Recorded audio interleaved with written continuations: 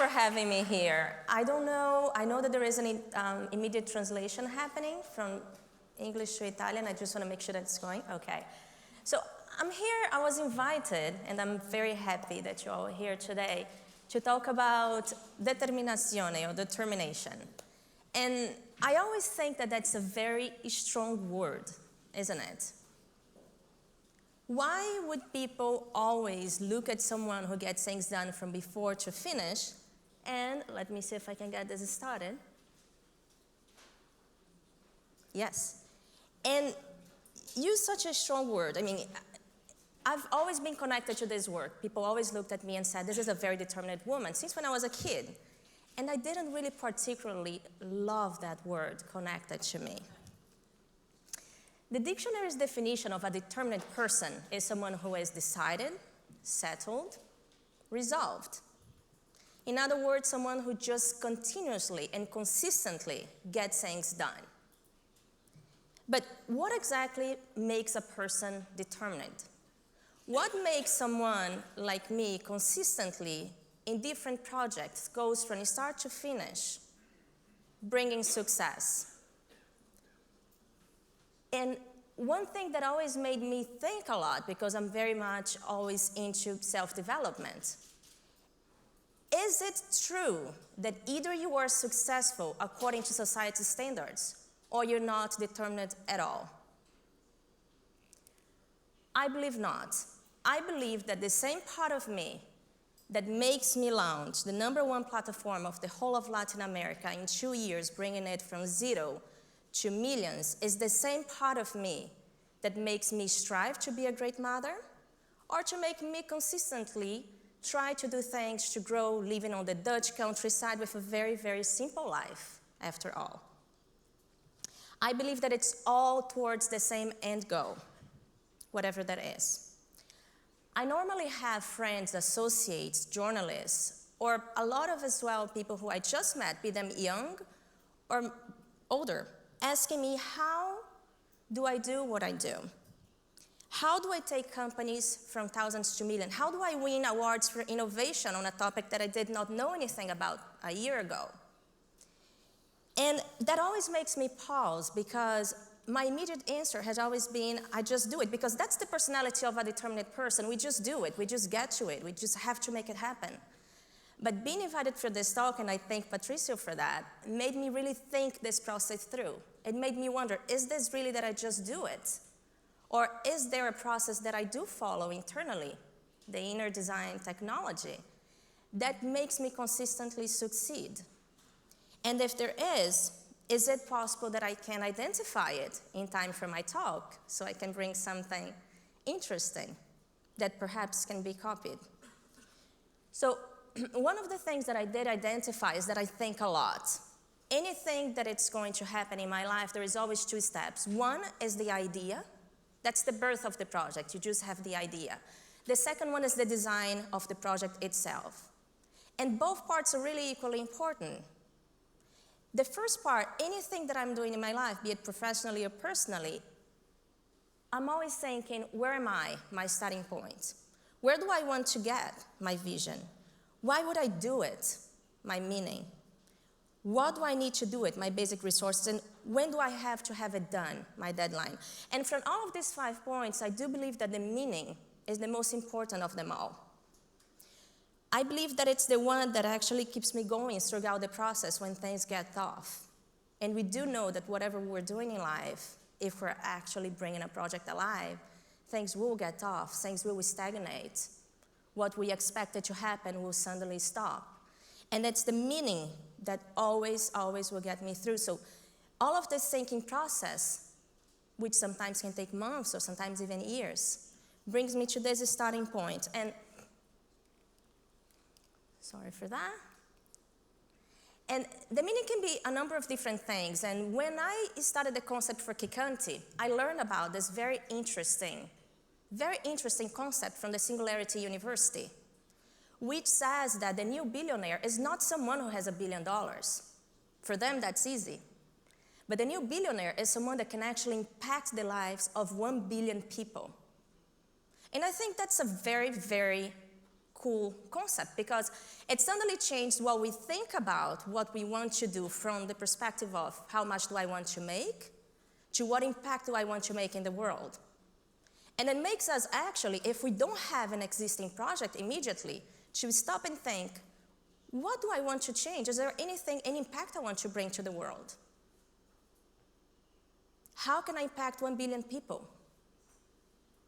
And with this in mind, there was, with Kickante, a very, very challenging situation. Why? Because we're talking here about Brazil, which unfortunately, we have been in the news with better happenings, and right now, as you know, Brazil is going through a difficult time. And I was launching a company in a country that was starting to become a little bit unstable, and I had big dreams. I had the dream of making Kickante the right hand of Brazilians. I had the dream of impacting the life of Brazilians. I had the dream of making a company that would not be giving something back to me, but to others. And today, we have, with Kickante, the biggest crowdfunding campaign of the whole of Latin America, just 2 years later. And this is something that I was continuously told that would probably not be able to happen. We launch over 3,000 campaigns per month. Meanwhile, our competitors who have been in the market for over 5, 6 years launch about 10, 100. We have over $200,000 and a bunch of other different things that we have been able to make happen in the country when everyone told me that it was just not possible. I was told that crowdfunding was not for Brazil. I was told Brazilians don't donate. I was also told that it's very American and that we prefer to launch in the American websites than in a Brazilian website. And these are all very valid fears, but these were not my fears. So I kept focused on my vision.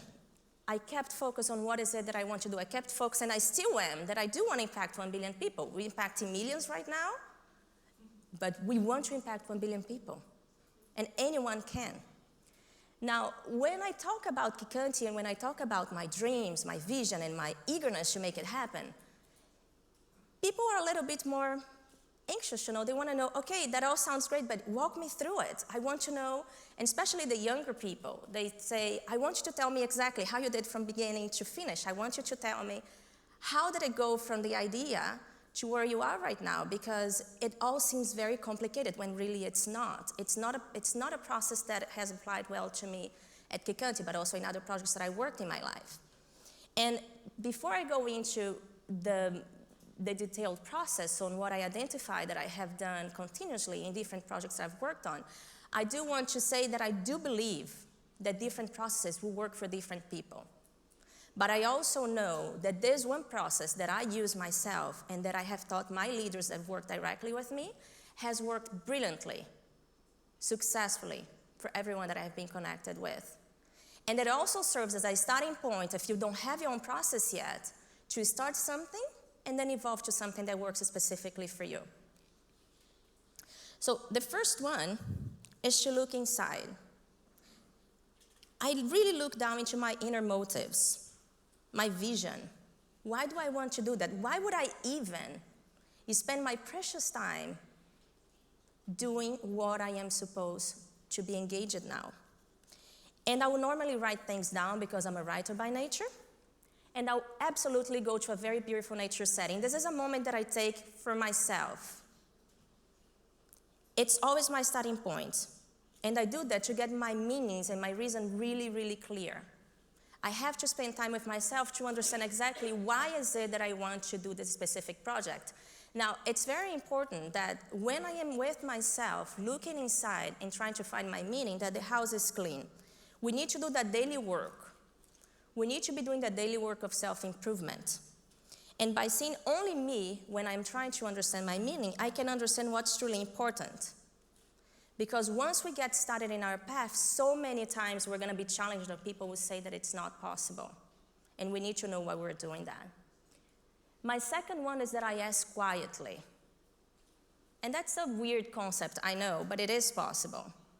By asking quietly, what I mean is that basically, I will be asking people that have been successful and unsuccessful in the project that I'm engaging, what was their experience with it. Now, it's very important to tell that I'm not asking them their opinion on what I want to do. I'm specifically asking their experience. How did they do it? What went right and what went wrong?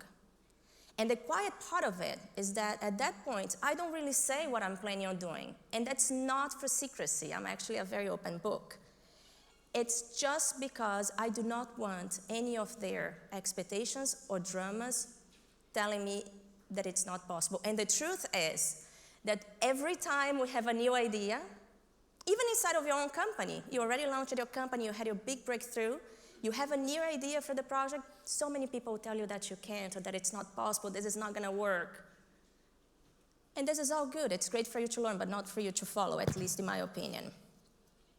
So I would take all of that considerations and I would take them as just another learning point, just a book that I'm reading live, an interactive book that I'm getting to learn what is it that people have done that has worked well, has not worked well, and their consequences. My next step is to set a plan, and that's a very detailed plan, and I think that here really lies what keeps me on hitting my targets timely. I have 3 types of plans that I do, and believe it or not, even for my own personal projects. I have a macro plan in which I'll detail 5, 6 pointers about what is it that I want to do. I do have a step-by-step plan, which is an Excel spreadsheet with deadlines, accountability, what is expected to do, and it's a movable one that I know that if I didn't hit one target, what's gonna happen with the project? And then I have another one, which is my routine.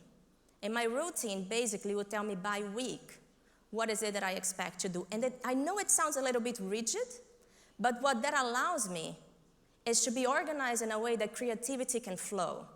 When I'm not running around myself and when I'm not running around my tasks, finally I have freedom. And finally, creativity will have a path to go through me and show me what exactly do I have to do for my growth hacking. And one thing specifically saying about this is that once you have set up your plan and you really have specifically what you can do and you have an Excel that you can play with, you, of course, you get to work and you're excited, but the cool thing about that is that you will be able to see that unless you have a no excuse rule, unless there is no other man for you to blame for anything you're doing, and unless you really follow your deadlines, your project will be very troubled in the execution. I think if anyone here works with business development, which will be part of any project you're doing, you will know, for example, that it takes about 13 follow-ups for a prospect to go into prospect to a client. Now, if you just take that as an example, when I launched Kickante, we had a target that I said we're going to launch with 21 clients. Now, if you think about it, if I only followed up on that because there is so much to do and I forget of that specific task, it would take me a whole year just to be able to launch the company. Now, imagine if I did it in a certain month. It could really easily go to 1.5 years. So having my Excel with very specific, clear tasks that I have to do in their deadlines really allows me to be able to do what's very important, to turn ideas into execution. It's so easy to have ideas nowadays. We all do. We live in an interconnected world. We have access to so much information. It's how we really execute them that will make you go from a visionary to extraordinary. The last one, which I think it's very important before we get to focus versus eagers, is the keep going. I don't know who here has read the book of Seth Godin. It's a very famous book called The Dip. It's a short book. If you haven't read it, I really recommend it. In The Dip, Seth Godin brilliantly tells the story of how amazing it is that anytime we have something, a project that we have, we'll have that initial immediate success and we're so happy and excited and suddenly we go into the dip. And what happens in the dip is that most people give up because it's tough, it's disappointing. You already went through the deep one before you launched it and you were huge in the hype of your success and suddenly things are not working well anymore again. And I believe that's where the personality of a determined person really shines because they just keep on going. You just keep on going through the dip. And to go through the dip, there is only one thing that keeps us going back to it and continue, and that's the meaning. It goes back to our first step when we were sinking inside, looking through, and really finding out inside of you, why do you want to do that task? And why you want to do, it's normally never the same than what you're doing. So for example, I want to do crowdfunding in Brazil and I want it to be highly successful. I have investors that I have to respond to monthly.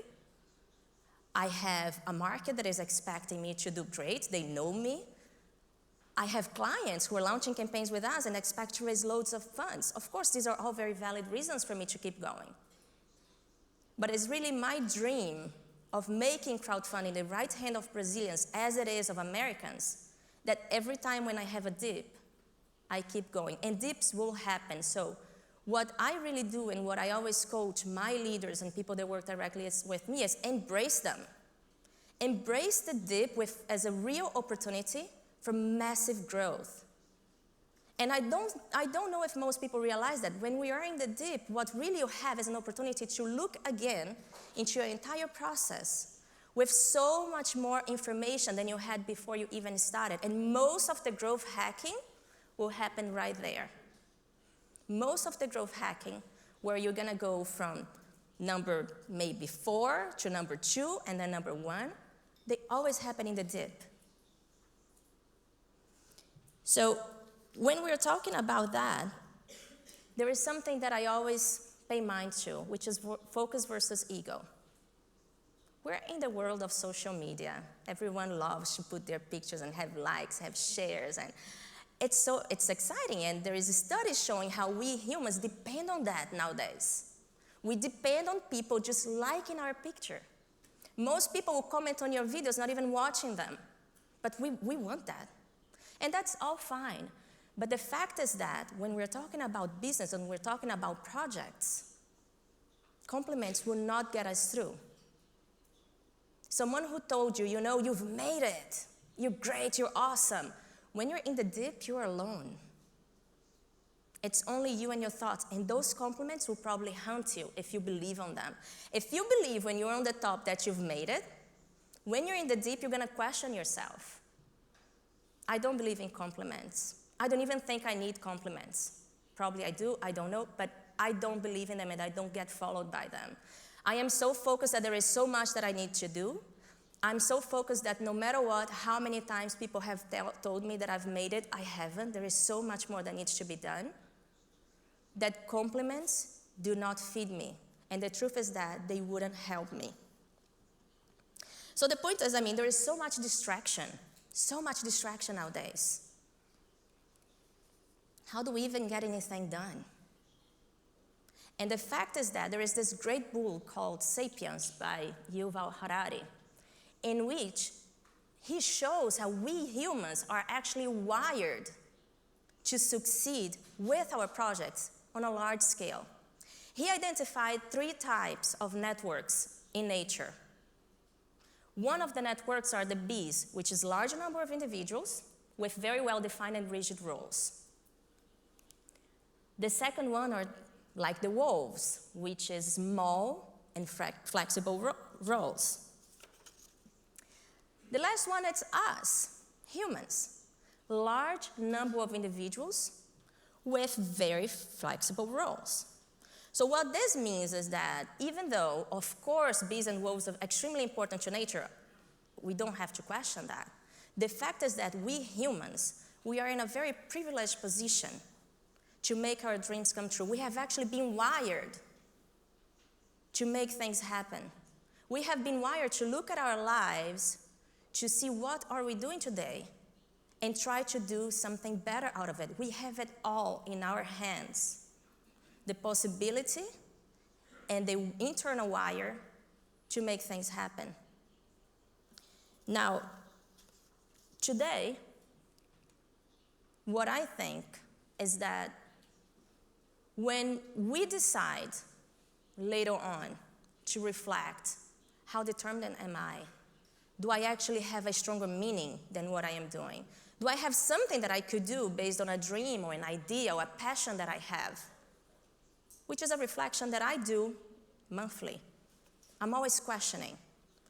And when we're thinking of that, I would recommend to really stop, sit quietly, be alone. Don't let interference, don't let the outside affect it, because the road of making a dream come true, the road of taking a project from 0 to millions, it is an alone project.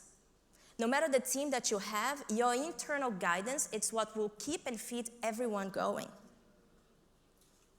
And I tend to believe that because of that, because I feel that there is such a strong meaning that keeps me going, I tend to believe that it's not my personality that makes my project happen. I tend to believe that there is something stronger that is outside of me, that comes from the outside to the inside and guide me daily, especially through the dip, instead of something that comes from me to offer to the outside world. And maybe that's why compliments don't really do well for me.